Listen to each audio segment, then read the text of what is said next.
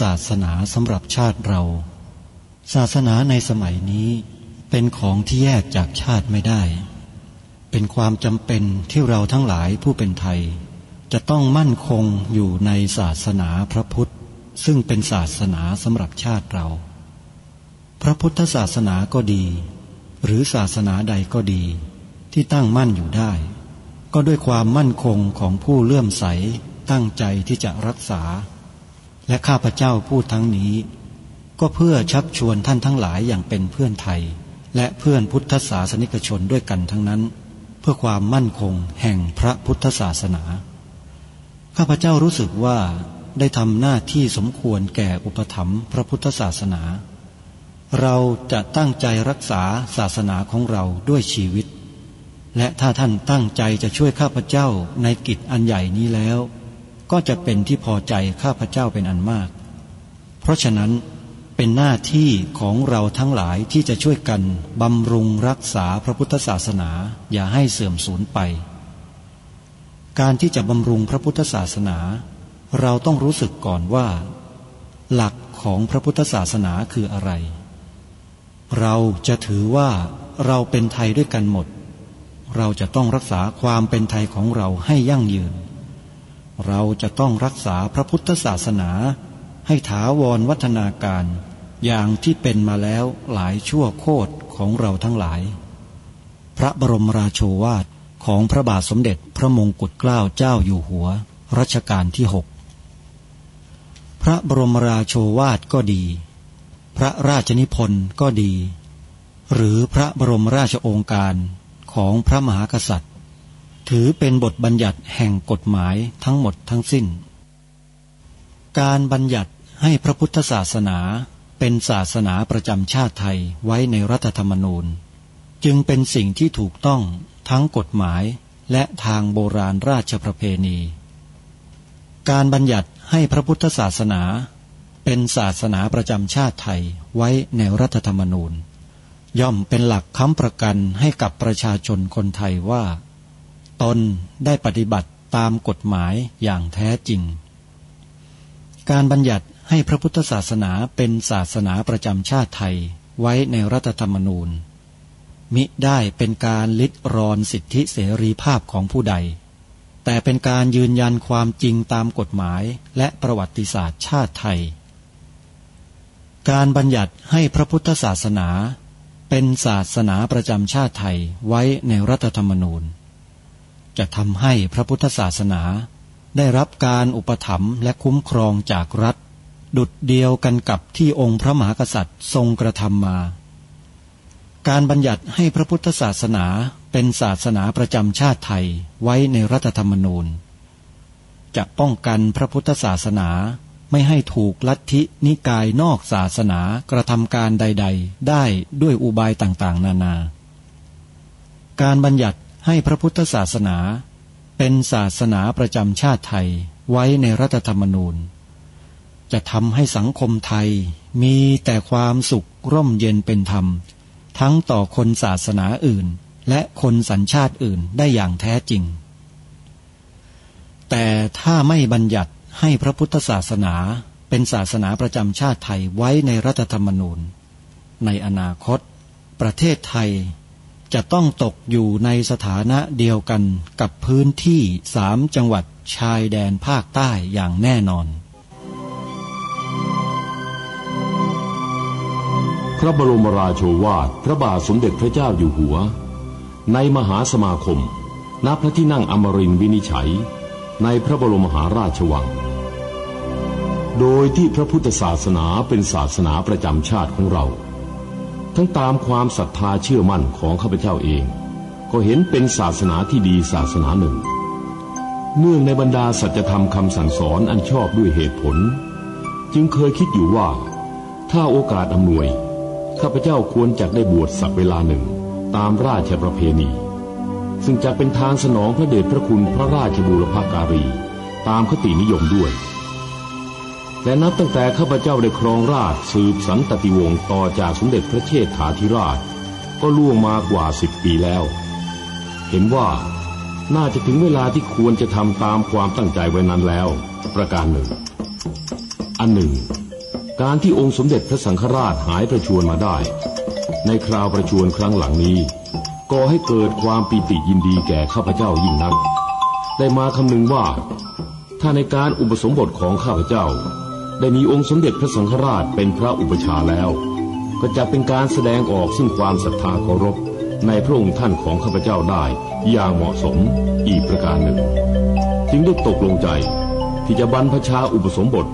ในวันที่ 22 เดือนนี้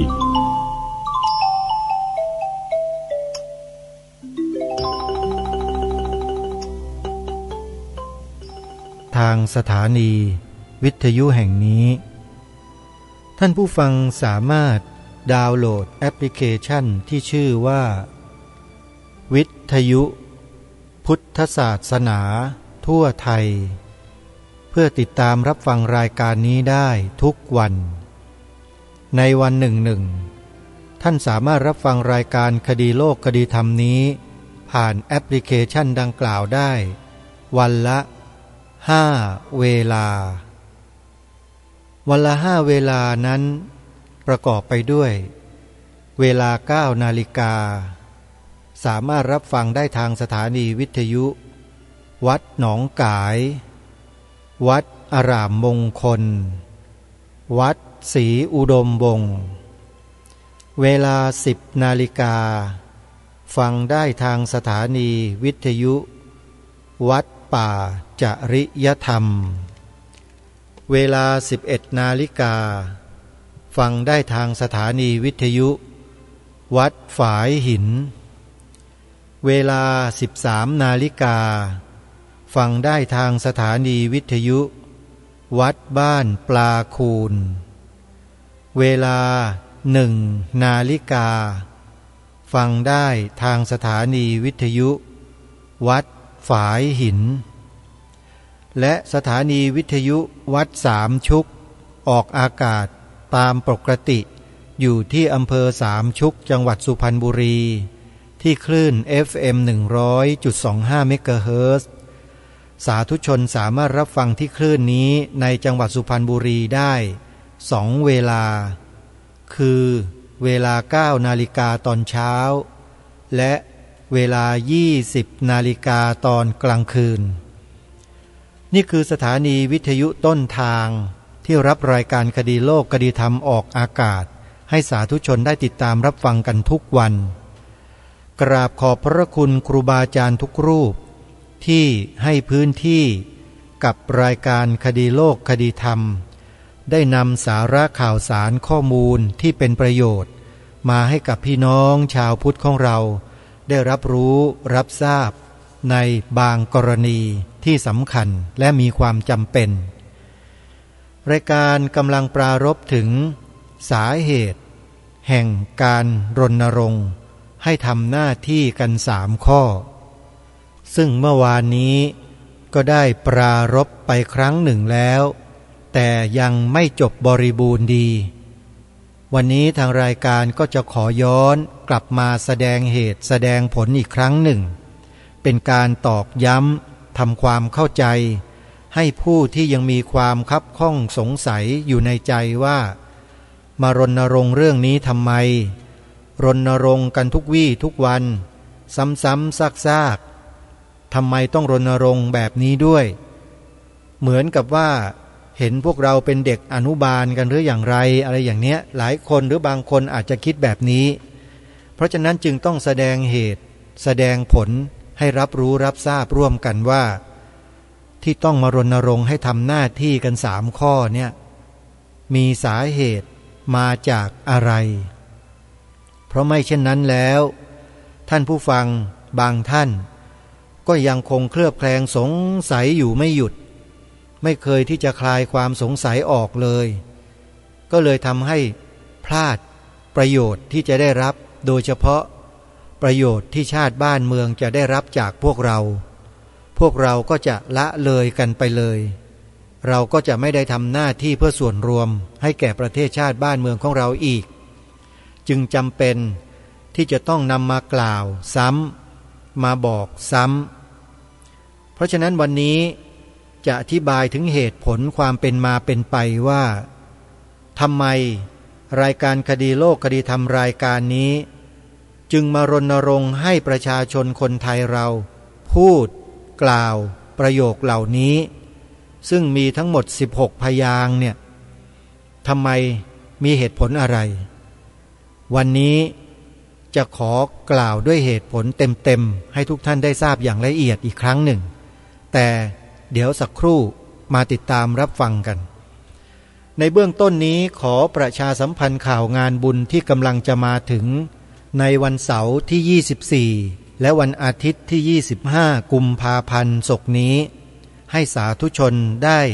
สดับรับฟังแล้วก็มีส่วนร่วมบุญกันในวันที่24-25กุมภาพันธ์ที่จะถึงนี้มีงานวันนัดพบญาติธรรมที่วัดศรีอุดมวงศ์ตำบลศรีสงครามอำเภอวังสะพุงจังหวัดเลยซึ่งในงานนั้นจะมีกิจกรรมหลากหลายมากมายให้ทุกท่านได้มีส่วนร่วมเช่นงานหล่อพระอัครสาวกเบื้องซ้ายเบื้องขวาคือพระโมคคัลลาพระสารีบุตร2 องค์จากนั้นก็จะมีกิจกรรมทำบุญประทายข้าวเปลือกทำบุญกุ้มข้าวใหญ่แล้วก็มีการจัดทอดผ้าป่าสามัคคี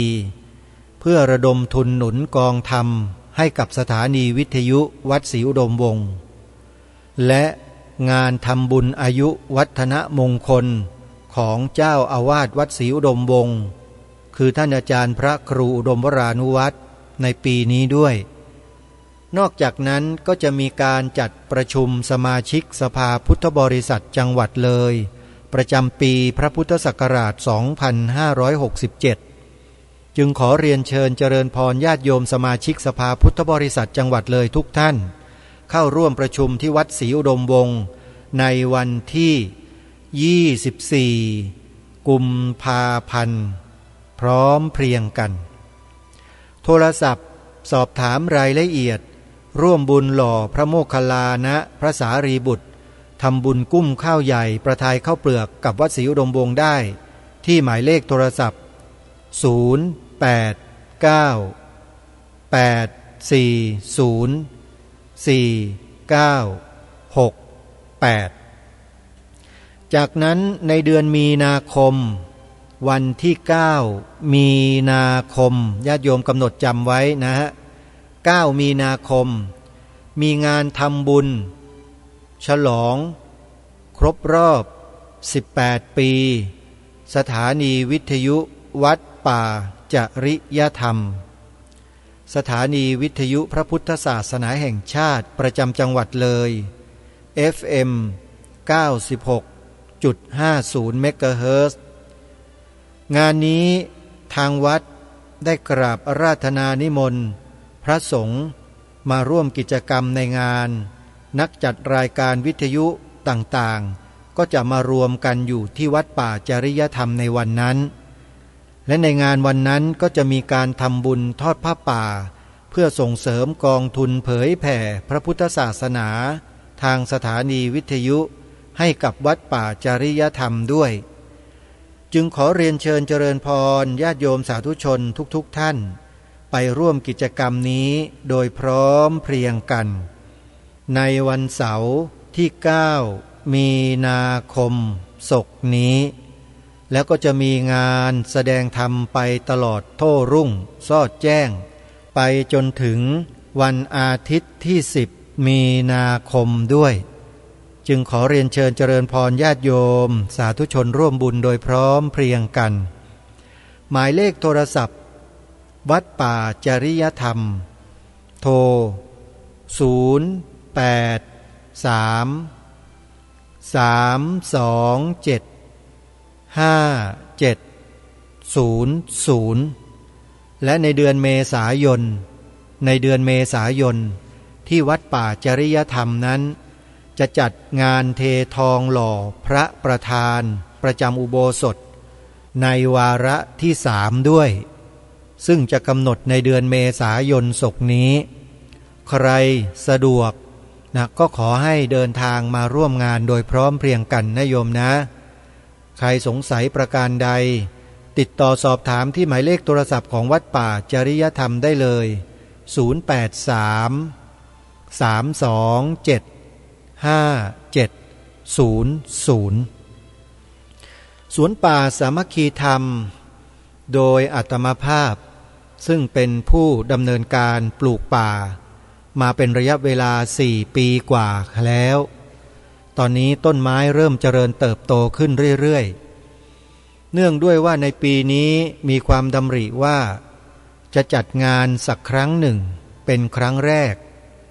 ก็ได้ปรึกษาหารือกับครูบาอาจารย์สายงานของเราท่านก็เห็นด้วยกันทุกรูปทุกองค์ก็เลยกำหนดด้วยวาจาไว้ก่อนว่าในปลายปีนี้ในช่วงเดือนธันวาคมทางสวนป่าสามัคคีธรรมเนี่ยจะจัดงานแสดงธรรมปฏิบัติธรรมกันสัก1 ครั้งเป็นครั้งแรกแล้วก็จะจัดเล็กๆจัดไม่ใหญ่จัดแบบธรรมดานั่งสวดมนต์ไหว้พระฟังเทศฟังธรรมกันสักนิดหน่อยแล้วเราก็พักรุ่งขึ้นก็ทำกิจกรรมทอดผ้าป่าสามัคคีบำรุงสถานที่ช่วยกันส่งเสริมการปลูกป่าแล้วก็ช่วยกันทำกิจอื่นๆที่จำเป็นที่สำคัญเมื่อดำริเช่นนี้แล้วทางสวนป่าสามัคคีธรรมก็มีความดำริต่อมาว่าทางสวนป่าเองก็ต้องเตรียมสถานที่เพื่อไว้ต้อนรับญาติธรรมของเราที่อาจจะเดินทางมาจากสถานที่ห่างไกลอย่างน้อยๆก็ต้องมีห้องน้ำให้กับญาติโยมสาธุชนเราได้ใช้โดยสะดวกจึงดำริจะสร้างห้องน้ำขึ้นสักจำนวน1ญาติโยมสวนป่าจะสร้างห้องน้ำแล้วจะลงมือสร้างในเดือนเมษายนที่จะถึงนี้แหละใครที่จะร่วมทำบุญสร้างห้องน้ำสวนป่าสามัคคีธรรมนะโยมนะก็สามารถติดต่อขอร่วมบุญได้ที่อาตมาภาพโดยตรงที่หมายเลขโทรศัพท์094-662-6935หรือท่านจะโอนปัจจัยเข้าไปร่วมสมทบเป็นกองทุนสร้างห้องน้ำให้สวนป่าสามัคคีธรรมก็สามารถโอนปัจจัยเข้าไปร่วมบุญได้โดยโอนเข้าไปได้ที่ธนาคารไทยพาณิชย์สาขาบางลำพูเลขบัญชี114214987ชื่อบัญชีพระปลัดนรงฤทธิ์ขออนุโมทนาบุญกับทุกท่านที่ร่วมบุญกับสวนป่าสามัคคีธรรมเอาละญาติโยมสาธุชนทุกท่านวันนี้อย่างที่ได้ปรารภไว้เมื่อตอนต้นรายการว่าเมื่อวานนี้ได้นำเสนอถึงเหตุผลที่มาที่ไปของการรณรงค์ให้ใช้วาจากล่าวถ้อยคำ2 ประโยคคือประโยคที่1คำว่าพระพุทธศาสนาเป็นศาสนาประจำชาติไทยของเราประโยคที่2สีขาวในธงชาติไทยหมายถึงพระพุทธศาสนาเท่านั้นข้อที่3ให้ขึ้นทะเบียนเขียนใบสมัครปฏิญาณตนเป็นพุทธมามกะตลอดชีวิตตามรอยเบื้องพระยุคลบาท3 ข้อ3 กรณีดังกล่าว3 หน้าที่ดังกล่าวนี้มีที่มาที่ไปเพราะถ้าไม่มีเหตุรายการคดีโลกคดีธรรมจะไม่นำมาพูดแต่เพราะมีเหตุจึงนำมาพูดและนำมารณรงค์ให้พวกเราคนไทยช่วยกันพูด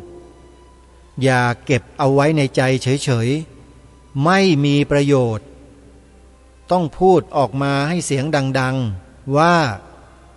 พระพุทธศาสนาเป็นศาสนาประจำชาติไทยของเราและสีขาวในธงชาติไทยหมายถึงพระพุทธศาสนาเท่านั้น ในกรณีนี้เราหมายถึงศาสนาพุทธในฐานะที่เป็นสถาบันหลักของชาติไม่ใช่ศาสนาทั่วไปที่ราชการรับรองไม่ใช่แต่นี่คือศาสนาของชาติศาสนาประจำชาติจึงให้เราแปลความหมายสีขาวในธงไตรรงค์ออกมาให้ถูกต้องให้ชัดถ้อยชัดคำโดยใช้วาจาเรานี่แหละเปล่งเสียงออกมาให้เหมือนกันทั้งประเทศว่าสีขาวในธงชาติไทยหมายถึงพระพุทธศาสนาเท่านั้นส่วนข้อที่3นั้นจะเขียนใบสมัครขึ้นทะเบียนกันยังไงไม่มีเอกสารใบสมัครเมื่อวานก็ปรารภบอกไปแล้วครั้งหนึ่งว่าท่านต้องให้ผู้ที่รู้ดาวน์โหลดเอกสารออกมาจากคอมพิวเตอร์แล้วก็จัดพิมพ์ให้เป็นใบสมัครแล้วจึงจะนำมาแจกจ่ายกันเพื่อที่จะกรอกรายละเอียดต่างๆเหล่านั้นแล้วก็มีติดรูปถ่ายด้วยนะโยมติดรูปถ่ายขนาด2 นิ้วที่ให้ทำข้อที่3เนี่ยขึ้นทะเบียนเขียนใบสมัครปฏิญาณตนพุทธมรรคกล่าวตลอดชีวิตตามรอยเบื้องพระเจ้าคุณบาทเนี่ยก็มีเหตุมีผลมีที่มาที่ไปเหมือนกันไม่ใช่ไม่มีที่มาไม่มีที่ไปนะโยมเพราะฉะนั้นเดี๋ยวเราลองมาฟังกันดูอีกครั้งหนึ่งว่าในข้อที่1มีเหตุอะไรจึงต้องมารณรงค์ในข้อที่2ก็เช่นเดียวกันมีเหตุอะไรอีกจึงต้องมารณรงค์เช่นนี้และข้อที่3ก็เหมือนกันมีเหตุอะไรล่ะทำไมต้องมารณรงค์ให้มาเขียนใบสมัครให้มันยุ่งยากวุ่นวายมากมายนักไม่รู้ว่าจะเอาไปทำอะไรมันจำเป็นมากไหมเดี๋ยวจะนำเหตุนำผลมาแจ้งมาบอกให้แก่พวกเราท่านทั้งหลายได้รับรู้รับทราบร่วมกันมาที่ข้อแรกก่อนข้อแรกที่รณรงค์บอกว่าให้พวกเราคนไทย1ยอมรับข้อความที่เป็นความจริงในข้อนี้ก่อนให้ยอมรับว่าเป็นความจริงไม่ได้บังคับนะแต่ให้ยอมรับว่าเป็นความจริงความจริงนั้นคืออะไรคือพระพุทธศาสนาเป็นศาสนาประจำชาติไทยของเราอันนี้แหละคือความจริงที่ปฏิเสธไม่ได้และเมื่อเป็นความจริงที่ปฏิเสธไม่ได้แล้วจะทำยังไงล่ะเอาเก็บไว้แต่ในใจอย่างเดียวเหรอแล้วไม่สอนลูกไม่บอกหลานให้สืบสารรักษาต่อยอดกันต่อเหรอมันสืบต่อกันในหัวใจได้ไหมโยมมีมโนมยิทธิกันหรือยังไงถึงจะมาบอกว่าให้เก็บเอาไว้ในใจกันเนี่ยไม่ได้นะอย่าไปฟังใครนะอาตมาภาพทราบนะว่าใครเป็นคนพูดว่าศาสนาพุทธเป็นศาสนาประจำชาติเนี่ยเอาไว้ในใจก็พอมีคนพูดอย่างนี้จริงอาตมาภาพจึงต้องมารณรงค์บอกให้พวกเราต้องเปล่งออกมาทางวาจาอย่าเก็บไว้เฉยๆเพราะถ้าไม่เปล่งออกทางวาจาให้มีเสียงดังออกมาให้ผู้อื่นได้ยินด้วยแล้วเนี่ยประเทศไทยเราจะเสียประโยชน์อย่างมหาศาลเลยเพราะไม่มีการสืบสารรักษาต่อยอดศาสนาพุทธก็จะมาลายหายสิ้นไปจากจิตใจของมนุษย์ในประเทศไทยของเราในที่สุดอย่างแน่นอนเพราะตอนนี้ดูอะไรเนี่ยมันเริ่มที่จะรุกคืบเข้ามาในพื้นที่ของวัฒนธรรมประเพณีจารีตประเพณีของสังคมไทยเรามากขึ้นแล้วนะมันรุกคืบมาเยอะแล้วนะมันไม่ใช่ไทยนะน่ะเป็นอะไรก็ไม่ทราบต้องไปดูคลิปของสมาคมปกป้องพระพุทธศาสนาแห่งประเทศไทยท่านผู้ฟังจะทราบข้อมูลเหล่านี้ดีแต่สำหรับวันนี้เนี่ยจะมาบอกเหตุผลว่าทำไมจึงต้องให้มานั่งกล่าวนั่งพูดประโยคนี้คือพระพุทธศาสนาเป็นศาสนาประจำชาติไทยของเราเนี่ยมารณรงค์ทำไมคืออย่างนี้มันมีที่มาที่ไปก็คือว่า เมื่อปีพระพุทธศักราช 2546 ขอให้ท่านผู้ฟังนี่จดจำตัวเลขพศไว้ด้วยนะเมื่อปีพระพุทธศักราช 2546 ลงวันที่2 กุมภาพันธ์ 2 กุมภาพันธ์ 2546 ครูบาอาจารย์พระสงฆ์เรานี่แหละไปพบเจอหลักฐานชิ้นสำคัญชิ้นหนึ่งเป็นเอกสารจดหมายที่นักการศาสนาหนึ่งเขียนไปถึงอธิบดีกรมวิชาการและเมื่อเราเปิดดูจดหมายฉบับนั้นแล้วบอกได้เลยว่าที่ประชุมทุกคนนั้นตกใจไม่เคยคาดคิดมาก่อนเลยว่า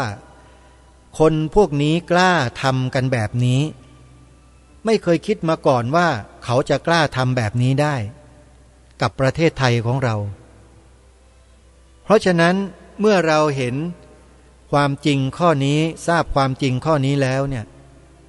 เราไม่เคยหยุดนิ่งกันเลยโดยเฉพาะรายการคดีโลกคดีธรรมโดยอาตมาภาพเนี่ยตั้งแต่วันแรกเริ่มนั้นเป็นต้นมาจนถึงวันนี้เนี่ยยังรณรงค์ไม่เคยหยุดหย่อนเลยในเรื่องนี้คือเรื่องพระพุทธศาสนาเป็นศาสนาประจำชาติไทยของเราเนี่ยรณรงค์อยู่ตลอดเลยกล้าพูดได้เลยว่าในประเทศไทยเนี่ยในประเทศไทยเนี่ย70 กว่าล้านคนเนี่ยไม่มีใครมารณรงค์ได้มากเหมือนกับรายการคดีโลกคดีธรรมกล้าพูดได้เลยทำไมจึงเป็นเช่นนั้นล่ะก็เหตุอย่างที่กล่าวเมื่อสักครู่นี้ปี 2546 คนต่างศาสนาทำหนังสือไปในเชิงข่มขู่อธิบดีกรมวิชาการบอกว่าให้ลบข้อความหนึ่งที่มีปรากฏอยู่ในหนังสือเรียนวิชาพระพุทธศาสนาในโรงเรียนคนต่างศาสนานะมาเขียนจดหมายในเชิงข่มขู่อธิบดีกรมวิชาการบอกว่าให้สั่งการลงไปให้ลบคำว่าพระพุทธศาสนาเป็นศาสนาประจำชาติไทยออกจากตำราเรียนวิชาพระพุทธศาสนาท่านผู้ฟังที่เป็นชาวพุทธหรือไม่ใช่ชาวพุทธก็แล้วแต่ท่านฟังด้วยใจเป็นธรรมแล้วท่านคิดว่าคนที่กระทำเช่นนี้เนี่ยเป็นคนเช่นไรแล้วอย่าหยุดแค่นั้นนะครับมองต่อไปสิว่าถ้าหากการกระทำนั้นมันส่งผลมันเป็นผลให้เกิดการกระทำที่ต้องการขึ้นโดยอาศัยมือข้าราชการระดับสูงอย่างอธิบดีกรมวิชาการให้ทำเนี่ยบ้านเมืองนี้จะอยู่กันได้ยังไงมันไม่ใช่แค่กรณีนี้กรณีเดียวนะมันมีอีกหลายกรณีที่เกิดขึ้นในลักษณะเดียวกันนี้แต่รายการคดีโลกคดีธรรมไม่หยิบมาไม่ยกมาบอกพวกท่านเท่านั้นเองแต่ต้องหยิบประเด็นนี้ขึ้นมาเพราะอะไรเพราะคนพวกนี้คนกลุ่มนี้ไม่มีความเคารพในประเทศชาติบ้านเมืองนี้เอาเสียเลยและโดยเฉพาะทั้งที่รู้ว่าความตอนนี้เป็นกระแสพระราชดำรัสของพระเจ้าอยู่หัวรัชกาลที่9คนพวกนี้รู้ดีและมาทำอย่างนี้หมายความว่ายังไงใช่ไหมท่านผู้ฟังแปลว่าไม่มีความเคารพในพระองค์ท่านเลยดิแล้วอย่างเนี้ยจะให้เรานั่งกันเฉยๆหรือพวกเราคนไทยจะนั่งกันอยู่เฉยๆเหรอถามจริงๆจะไม่ช่วยกันอะไรกันบ้างเลยหรืออย่างไรเรื่องนี้ไม่ได้ฮะรายการนี้จึงต้องยกมาเป็นสิ่งที่เป็นเรื่องที่มีความสำคัญในลำดับต้นๆแล้วก็จะไม่ได้ทำอยู่เพียงคนเดียวจะชวนพี่น้องคนไทยเราช่วยอะไรช่วยชาติบ้านเมืองกันดีกว่าการกล่าวคำว่าพระพุทธศาสนาเป็นศาสนาประจำชาติไทยของเราเนี่ย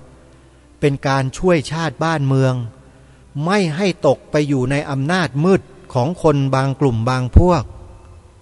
มันมีอำนาจมืดอยู่นะโยมจริงๆนะนี่ไม่ได้พูดเล่นนะรายการนี้ไม่ได้พูดโกหกไม่ได้โยมบาปและผิดศีลด้วยมีอำนาจมืดอยู่อำนาจมืดเหล่านี้มันเป็นยังไงหน้าตาเป็นยังไงมันอยู่ตรงไหนมันยังไงไปดูคลิปของสมาคมปกป้องพระพุทธศาสนา ที่รายการแนะนำไว้อะไปดูรีบไปดูนะไม่งั้นเดี๋ยวท่านจะพลาดโอกาสกำลังร้อนแรงเลยตอนนี้แล้วก็ขอบอกด้วยว่าร้อนแรงอยู่ในหลักการร้อนแรงอยู่ในเหตุผลไม่ได้กล่าวร้ายไม่ได้ทำร้ายใครเลยนายกสมาคมปกป้องพระพุทธศาสนาแห่งประเทศไทยคนนี้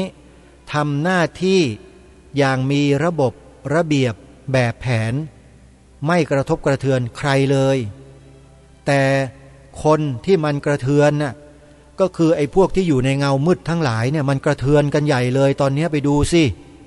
โอ้โหมันกระเทือนกันซะจนมันอยู่กันไม่ติดเลย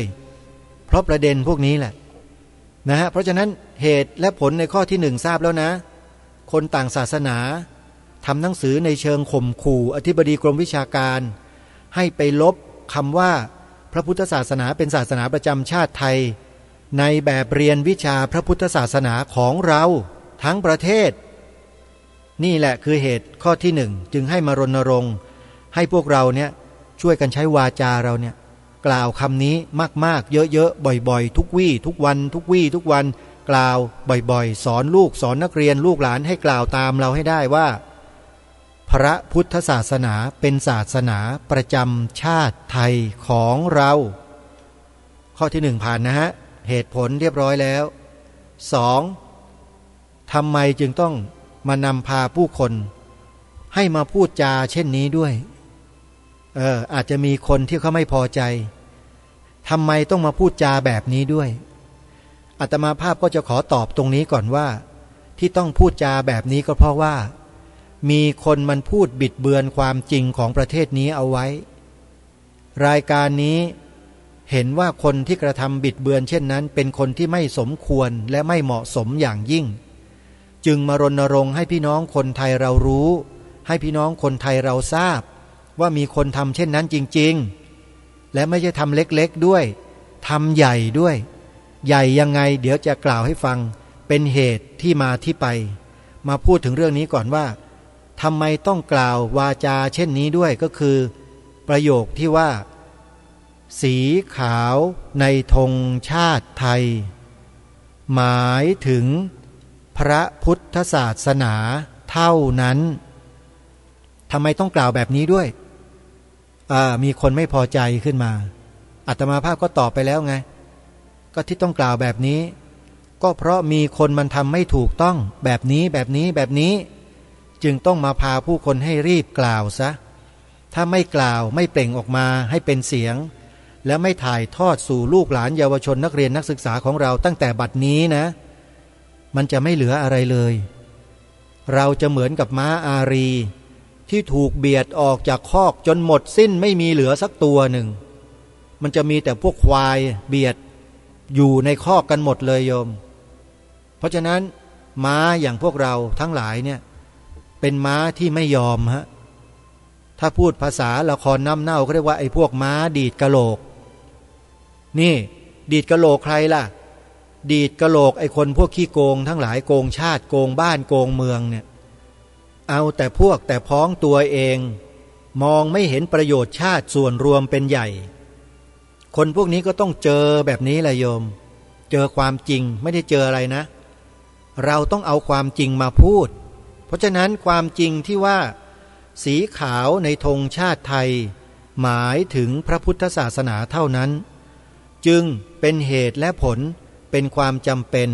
ที่คนไทยเราทุกคนจะต้องช่วยกันกล่าวประโยคนี้แปลความหมายสีขาวในธงไตรรงค์อย่างนี้แบบนี้เท่านั้นแปลอย่างอื่นไม่ได้แล้วตอนนี้เด็ดขาดเพราะเรารู้แล้วว่าตอนนี้เกิดอะไรขึ้นทีนี้มาดูสาเหตุในข้อที่สองว่าทำไมต้องมารณรงค์ให้กล่าวอย่างนี้มันมีสาเหตุพอเสร็จจากปี46ในข้อแรกเมื่อกี้ใช่ไหมจดหมายถึงอธิบดีกรมวิชาการปี46ใช่ไหม47มาเลยฮะติดต่อกันเลยปี47นี่ผู้ดำเนินรายการพระครูประหลัดนรงฤทธิ์เนี่ยปี47ไปเจอหลักฐานตัวนี้ด้วยตัวเองเลยไปเจอที่ไหนไปเจอที่งานนิทรรศการธงสำคัญของชาติซึ่งจัดขึ้นที่พ พิพิธภัณฑ์สถานแห่งชาติพระนครภายในพระราชวังบวรสถานมงคลซึ่งปัจจุบันได้ผันมาเป็นพิพิธภัณฑ์สถานแห่งชาติพระนครนั่นแหละเขาจัดแสดงกันอยู่ที่อาคารหลังนั้นอาตมาภาพลงรถเมล์ได้ก็เดินรี่เข้าไปเลยไม่สนใจแล้วข้างหน้าจะขายตั๋วไม่ขายตั๋วมันจะอะไรก็แล้วแต่คืออยากจะรู้อย่างรุนแรงเลยว่างานนิทรรศการธงสำคัญของชาติเนี่ยมีธงอะไรบ้างเป้าหมายของการเดินรี่เข้าไปรีบดูก็คืออยากเห็นว่ามีธงธรรมจักรมาจัดแสดงว่าเป็นธงสำคัญของชาติไหมต้องการเห็นแค่นี้จริงๆพอเดินเข้าไปข้างในมองไปในที่กว้างๆโล่งๆมองดูแล้วมองดูอีกมีธงสีเหลืองมีอยู่แต่ไม่ใช่ธงธรรมจักรเป็นธงประจำรัชกาลเป็นธงประจำรัชทายาทเป็นธงเจ้าฟ้ามหากษัตริย์เป็นธงชาติธงเก่าธงใหม่ธงอะไรต่างๆเต็มไปหมดเลยแต่มองไม่เห็นธงธรรมจักรบริเวณห้องโถงกลางใหญ่ไม่มีใจห่อเหี่ยวขึ้นมาทันทีเลยประเทศไทยเราสงสัยศาสนาพุทธในประเทศจะสิ้นกระมั่งคราวนี้นึกในใจแบบนั้นเป็นห่วงชาติบ้านเมืองเป็นห่วงพระบวรพุทธศาสนาตัดสินใจสงสัยไม่มีแน่ละจริงๆแล้วมันมีช่องซ้ายขวาเป็นข้างผนังของอาคารเนี่ยมันจะมีช่องเสาอยู่ด้านนอกแต่ไม่คิดจะเดินไปเพราะถ้าหากเป็นธงสำคัญจริงถ้าธงธรรมจักรสำคัญจริงเนี่ยเขาจะต้องเอามาแสดงไว้ที่ส่วนกลางให้เห็นชัดๆถูกไหมในใจคิดอย่างนั้นคงไม่มีแน่เลยกลับดีกว่าเดินออกไปประมาณสัก4-5 ก้าวก็นึกขึ้นมาไ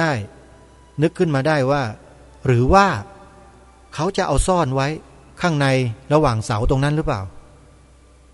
พอได้นึกอย่างนี้ก็เดินออกไปดูเลยพอเดินไปเท่านั้นญาติโยมเดินออกไปช่วงพื้นที่ด้านนอกของเสาที่อยู่ภายในอาคารนั่นแหละ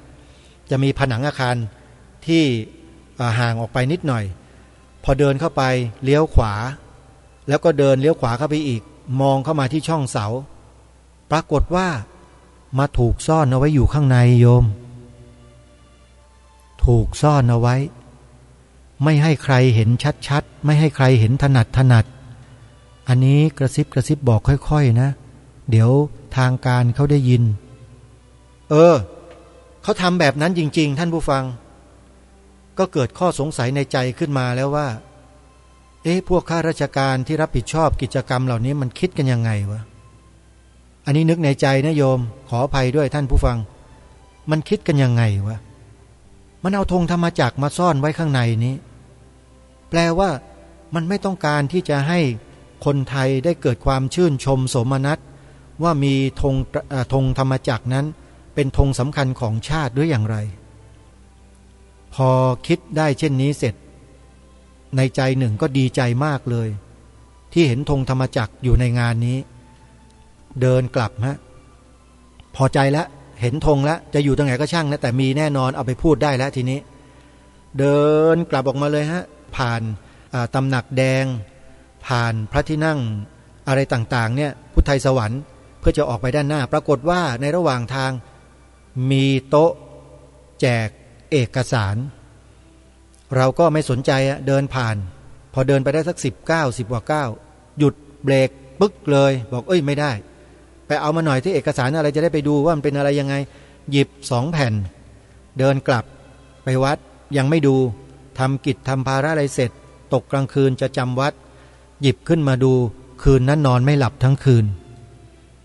เนื่องด้วยว่ามีข้อความบิดเบือนสีขาวในธงชาติอยู่ในแผ่นเอกสารนั่นเป็นเรื่องแล้วทีนี้ทำให้ตั้งแต่วันนั้นรุ่งขึ้นเป็นต้นมาเนี่ยเริ่มถ่ายเอกสารหาข้อมูลเพื่อที่จะบอกกับพี่น้องคนไทยเราว่าขบวนการบิดเบือนความหมายสีขาวธงชาติเริ่มแล้วนะจัดถ่ายเอกสารใส่ซองจดหมายแจกไปยังเจ้าคณะพระสังฆาธิการที่เรามีรายชื่ออยู่เพราะตอนนั้นทำงานอยู่กองงานเจ้าคณะกรุงเทพอยู่ด้วยโยม ส่งไปทั่วประเทศเลยเท่าที่รู้มีที่ไหนเจ้าคณะตำบลเจ้าคณะอำเภอเจ้าอาวาสมีรายชื่อเท่าไหร่ส่งหมดแล้วก็บอกข้อมูลบอกรายละเอียดไว้สำเนาจดหมายเหล่านี้เก็บไว้ทั้งหมดนะเป็นหลักฐานว่าทำจริงๆยังมีอยู่ทำด้วยทุนของตนเองไม่ได้ไปใช้เงินจากใครทั้งสิ้นนี่คือเรื่องจริงท่านผู้ฟังแล้วก็เป็นเหตุให้ต้องมารณรงค์ให้พวกเราเนี่ยอยู่บนจุดยืนอันนี้อย่าง่อนแง่นคลอนแคลนอย่าเอ็นไปโอนมาอย่าไหลไปตามกระแสขอให้ยึดมั่นในหลักการของชาติบ้านเมืองว่าสีขาวในธงชาติไทยหมายถึงพระพุทธศาสนาเท่านั้นขอให้ยืนอยู่บนจุดยืนนี้นี่คือข้อที่สองซึ่งเป็นสาเหตุให้มารณรงค์ในข้อนี้เห็นไหมฮะยังไม่จบแค่นั้นนะฮะพอจากปี47มา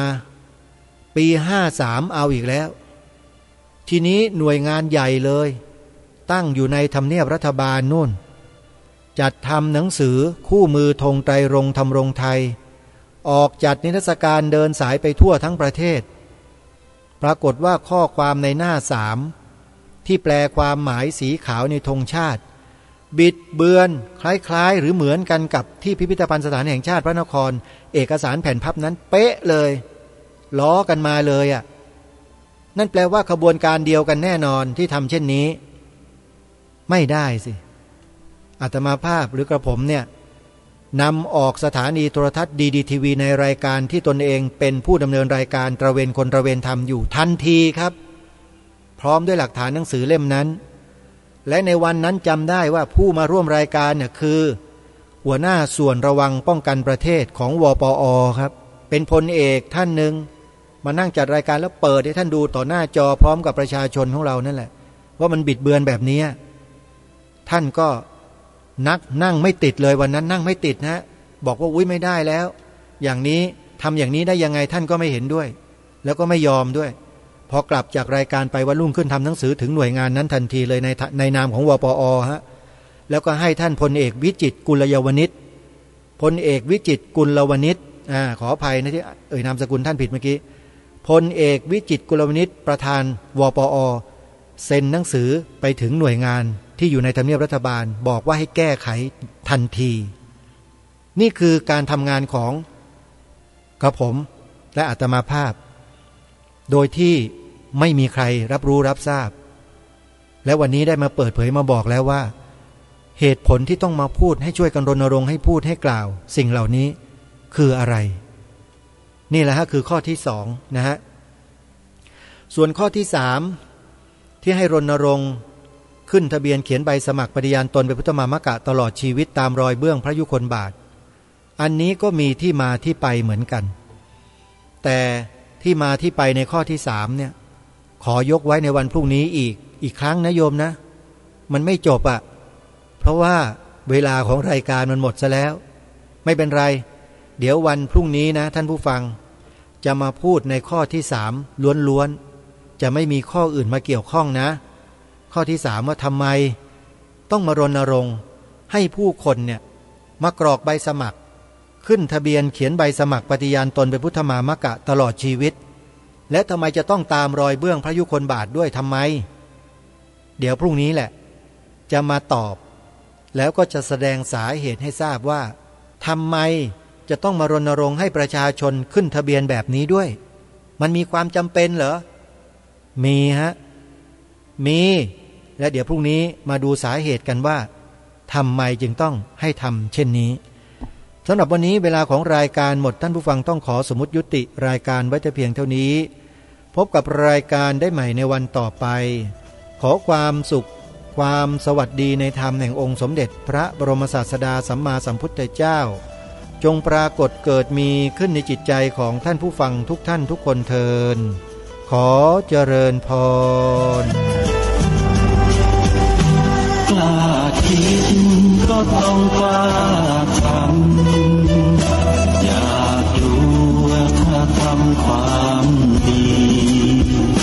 เป็นศึกษาปัญหาให้ทันท่วงทีเมืองไทยจะพัฒนากว่านี้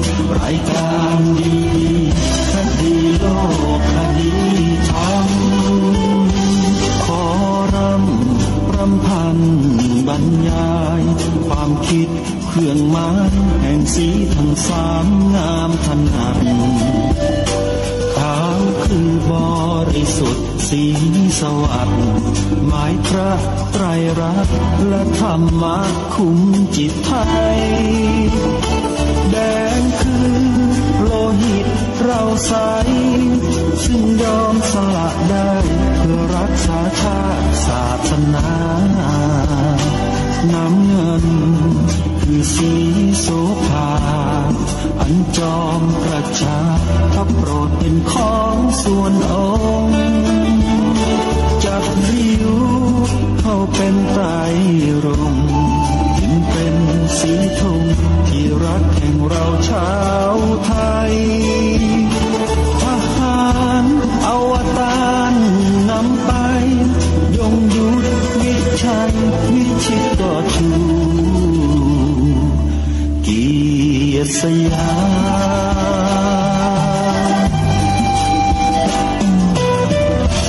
มประเทศไทยที่เจริญมั่นคงมาได้จนถึงทุกวันนี้มิได้เกิดขึ้นจากความหวาดกลัวอย่างพลานเขาแต่บรรพบุรุษไทยของเราทุกยุคทุกสมัยล้วนแต่มีความกล้าหาญและชาญฉลาดปกป้องเอกราชสร้างชาติให้เกิดความมั่นคงโดยมีธงแห่งพระไตรรัตน์เป็นเครื่องนำชัยจึงเป็นที่มาที่ไปของรายการคดีโลกคดีธรรมกล้าคิดก็ต้องกล้าทำ